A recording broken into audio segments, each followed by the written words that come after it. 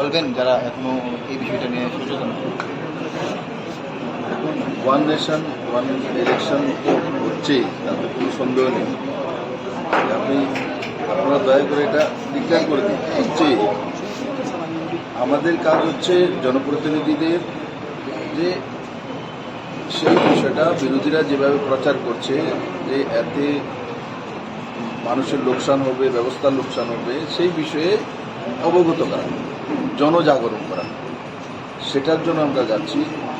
আর এটা কোনো নতুন কোনো কিছু নয়। ওয়ান নেশন ওয়ান ইলেকশন আগেও হতোই, দেশ স্বাধীন হওয়ার পরে একসঙ্গেই ইলেকশন হতো। এই কংগ্রেস কমিউনিস্ট এদের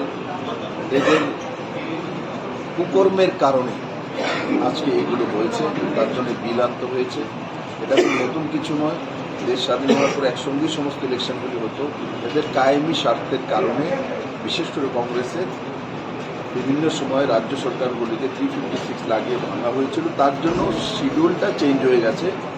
আর দু চারবার লোকসভা ইলেকশনও সময়ে হতে পারেনি। লোকসভা ইলেকশনও অনেকবার সংখ্যালঘু সরকার হয়েছে, সেই কারণে সরকার ভেঙে গেছে, তো হয়তো বা ইলেকশন হয়ে গেছে, এমন হয়েছে, এইসব কারণে হয়েছে।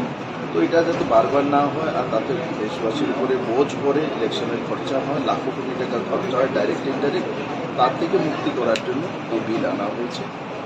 এতে সাধারণ মানুষের লাভ হবে, দেশের আর্থিক উন্নয়ন হবে, সময় বাঁচবে। এটাও বিলের মূল বিষয়। আর সেটাই আমরা আজকে এখানে উপস্থিত হয়েছি।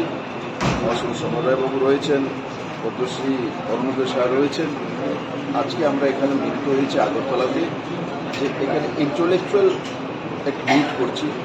বুদ্ধিজীবী সমাজের যারা রয়েছে, ডাক্তার, ইঞ্জিনিয়ার, প্রফেসর, টিচার, এমন ব্যক্তিত্বকে ডাকা হয়েছে, তাদের সঙ্গে আলোচনা হবে সেই বিষয়ে। তাদের কাছ থেকে আমরা